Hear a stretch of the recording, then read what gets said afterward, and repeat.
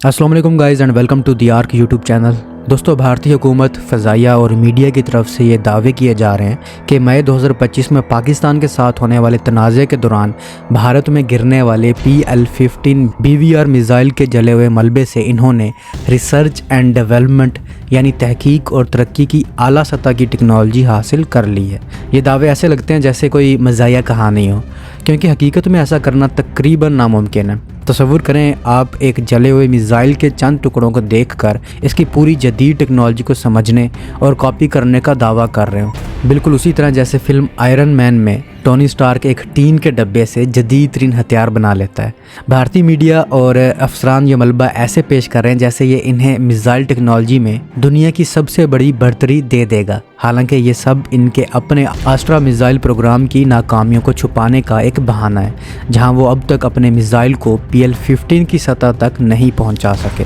ये तनाज़ा मई 2025 में शुरू हुआ जब पाकिस्तान और भारत के दरमियान फ़ज़ाई झड़पें हुई और पाकिस्तान ने अपने JF-17 और J-10 तैयारों से PL-15 मिसाइल इस्तेमाल किए जो चीन से हासिल किए गए थे। भारत में गिरने वाले इन मिसाइलों के कुछ टुकड़े मिले और भारतीय दफ़ाई तहकीकाती अदारा DRDO ने दावा किया कि वो इस मलबे से PL-15 की टेक्नोलॉजी को रिवर्स इंजीनियरिंग करके अपने आस्ट्रा मार्क II मिसाइल को बेहतर बना रहे हैं, जैसा कि यूरेशियन टाइम्स और दीगर ज़राए में रिपोर्ट किया गया है। लेकिन ये दावे हकीकत से दूर हैं। हम इसे तकनीकी, अमली और स्ट्रेटेजिक पहलुओं से देखते हुए समझ सकते हैं कि ये कैसे गलत है।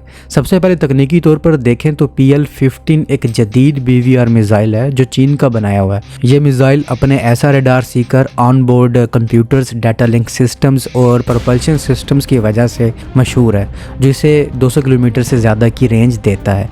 जब ये मिसाइल इस्तेमाल होते हैं तो आमतौर पर हदफ से टकराने पर फट जाते हैं या शदीद रफ्तार और धमाके की वजह से तबाह हो जाते हैं। भारत में जो मलबा मिला है वो शदीद नुकसान ज़्यादा था, यानी जले हुए टुकड़े, बिखरे हुए इलेक्ट्रॉनिक पार्ट्स और ख़राब शुदा इंजन के हिस्से। ऐसे मलबे से अहम टेक्नोलॉजी हासिल करना बहुत मुश्किल है, क्योंकि सीकर हेड का हसास माइक्रो इलेक्ट्रॉनिक्स हिस्सा जो रेडार सिग्नल्स को प्रोसेस करता है, धमाके या गिरने के झटके से मुकम्मल तौर पर तबाह हो जाता है। मिसाल के तौर पर इसमें मौजूद गाइडेंस एल्गोरिदम्स यानी मिसाइल को हदफ तक ले जाने वाले सॉफ्टवेयर कोड्स और सिग्नल प्रोसेसिंग सिस्टम को रिवर्स इंजीनियरिंग करने के लिए सालिम और मुकम्मल पार्ट्स चाहिए होते हैं, जो यहाँ दस्तयाब नहीं होते। अगर कोई सर्किट बोर्ड जल चुका हो तो इससे मेमोरी मॉड्यूल्स को निकालना और डाटा पढ़ना नामुमकिन है, क्योंकि हरारत और जिस्मानी नुकसान से चिप्स और सॉफ्टवेयर तबाह हो जाते हैं। भारत के पास रिवर्स इंजीनियरिंग की कुछ सहूलियत ज़रूर हैं, जैसे स्कैनिंग, इलेक्ट्रॉन माइक्रोस्कोपी यानी SEM जो मटेरियल को माइक्रो सतह पर देखती है, या स्पेक्ट्रम एनालाइज़र जो सिग्नल्स का तज्जिया करते हैं। लेकिन जब पार्ट्स जले हुए हों तो ये आलात सिर्फ बुनियादी मालूमात दे सकते हैं, जैसे मिसाइल की बैरूनी कोटिंग का मटेरियल या प्रोपल्शन में इस्तेमाल होने वाले केमिकल्स की साख्त, या बिल्कुल वैसा ही जैसे 2019 में भारत ने पाकिस्तान के एक ड्रोन का मलबा हासिल किया था और इसका तज्जिया किया, मगर नतीजा सिर्फ कंपोजिट मटेरियल की चंद बुनियादी तफसीलात तक महदूद रहा, कोई मुकम्मल टेक्नोलॉजी नहीं मिली। इसी तरह PL-15 के जले हुए पार्ट से कोई काबिल इस्तेमाल R&D टेक्नोलॉजी निकालना ऐसा है जैसे आप एक जले हुए कंप्यूटर से इसका पूरा ऑपरेटिंग सिस्टम दोबारा बना लें, जो अमली तौर पर नहीं हो सकता। अब अमली पहलू से देखें तो रिवर्स इंजीनियरिंग एक लंबा और महंगा अमल है, जिसके लिए ना सिर्फ जदीद लेबॉर्ट्रीज चाहिए बल्कि माहिरीन की टीमें और सालों की तहकीक भी चाहिए।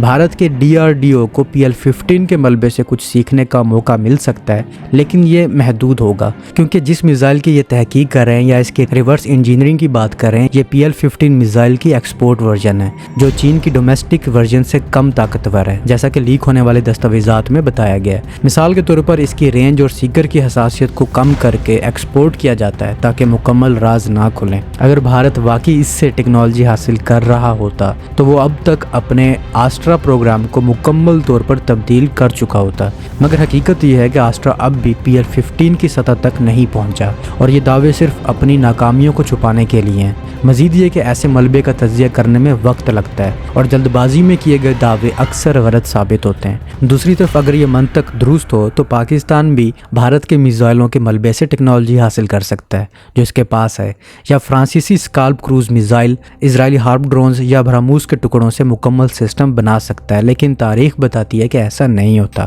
مثال کے طور پر یوکرین نے روسی S-400 کے ملبے حاصل کیے مگر وہ اس کی نقل نہیں بنا سکا کیونکہ تباہ شدہ پارٹ سے مکمل ڈیزائن اور سافٹ ویئر نہیں ملتا۔ اسی طرح روس نے امریکی ہائی مارس راکٹ سسٹم کے ٹکڑے دیکھے مگر وہ اس کی کاپی نہیں کر سکا کیونکہ ریورس انجینئرنگ کے لیے سالم نمونے اور انڈسٹریل بیس چاہیے ہوتا ہے۔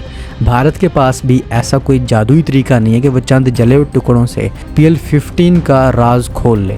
اسٹریٹجک طور پر دیکھیں تو یہ دعوے سفارتی اور سیاسی فائدے کے لیے کیے جا رہے ہیں۔ بھارت یہ دکھانا چاہتا ہے کہ وہ چین کی ٹیکنالوجی کو چیلنج کر سکتا ہے اور اس لیے مغربی ممالک جیسے امریکہ، فرانس، جاپان اور فائیو آئیز اتحاد سے تعاون طلب کر رہا ہے۔ جیسا کہ رپورٹس میں بتایا گیا کہ جاپان اور یورپی ممالک PL-15 کے ملبے کا ڈیٹا حاصل کرنا چاہتے ہیں، لیکن یہ تعاون بھی صرف بنیادی انٹیلیجنس شیئرنگ تک محدود ہے، نہ کہ مکمل R&D ٹیکنالوجی کی منتقلی۔ مزید یہ کہ PL-15E ایک ڈاؤن گریڈ ورژن ہے تو اس سے حاصل ہونے والی معلومات چین کی اصل PL-15 کی نسبت کم اہم ہے۔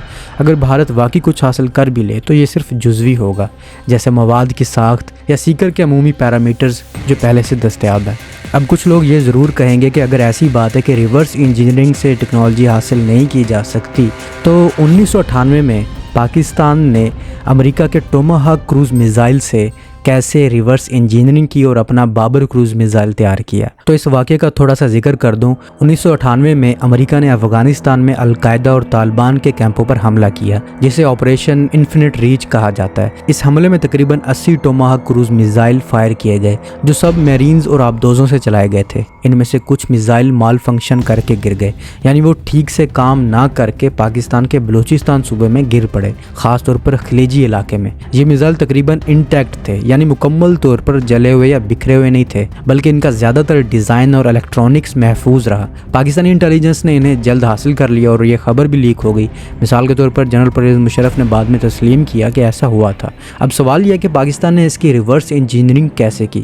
ریورس انجینئرنگ کا مطلب ہے کہ آپ کسی تیار پروڈکٹ کو الگ الگ پارٹس میں توڑ کر اس کا ڈیزائن، سافٹ ویئر اور کام کرنے کا طریقہ سمجھ لیں اور پھر اس کی نقل یا بہتر ورژن بنا لیں۔ پاکستان کے معاملے میں یہ عمل کئی سالوں پر محیط تھا اور کئی عناصر نے اسے ممکن بنایا۔ سب سے بڑا فرق یہ ہے کہ ٹوماہاک کا ملبہ PL-15 جیسا شدید نقصان زدہ نہیں تھا، یہ مال فنکشن کی وجہ سے گرا تھا نہ کہ دھماکے سے پھٹا۔ اس لیے سیکر، GPS system, propulsion engine, guidance algorithms جیسے اہم حصے قابل استعمال حالت میں تھے۔ پاکستانی سائنسدانوں، خاص طور پر ڈاکٹر عبدالقدیر خان کی ٹیم اور نیشنل ڈیفنس کمپلیکس نے اسے تجزیہ کیا۔ انہوں نے اسکیننگ، الیکٹران مائکروسکوپی اور دیگر آلات سے مائکرو چپس، سرکٹ بورڈز اور سافٹ ویئر کوڈز کو اسکین کیا جو جلے نہ ہونے کی وجہ سے ممکن ہوا۔ اس تجزیے سے پاکستان کو ٹوماہاک کی ٹیکنالوجی کے کئی راز ملے، جیسے TERCOM terrain contour matching navigation system جو میزائل کو نقشے کے ساتھ ملاتا ہے تاکہ وہ چھپ کر اڑ سکے، اور GPS انٹیگریشن جو درست ہدف تک پہنچنے میں مدد دیتی ہے۔ یہ معلومات 1998 میں دستیاب ہوئیں اور اسی سال بابر کروز میزائل کا پروگرام شروع ہو گیا۔ بابر کو 2005 میں ٹیسٹ کیا گیا اور 2010 میں آرمی میں شامل ہوا۔ یہ ٹوماہاک کی نقل ہے مگر مکمل کاپی نہیں ہے۔ اس کی رینج 700 کلومیٹر ہے جو کہ ٹوماہاک کی 2500 کے مقابلے میں کم ہے، اور یہ سب سونک ہے جیسے ٹوماہاک، لیکن پاکستانی ٹیکنالوجی اور چینی مدد سے بہتر بنایا گیا ہے۔ نواز شریف نے 2020 میں ایک بیان میں دعویٰ بھی کیا تھا کہ ان کی حکومت نے اسے ریورس انجینئرنگ کیا ہے اور یہ پاکستان کی دفاعی صلاحیتوں کو مضبوط بنانے میں اہم تھا۔ اس کی نسبت PL-15 کا کیس بالکل الگ ہے۔ تو اب تک کے لیے اتنا ہی، امید آپ کو یہ ویڈیو پسند آئی ہوگی۔ ملتا ہوں نئی ویڈیو میں، تب تک کے لیے اپنے ہوسٹ بلال کو اجازت دیجیے۔ اللہ حافظ۔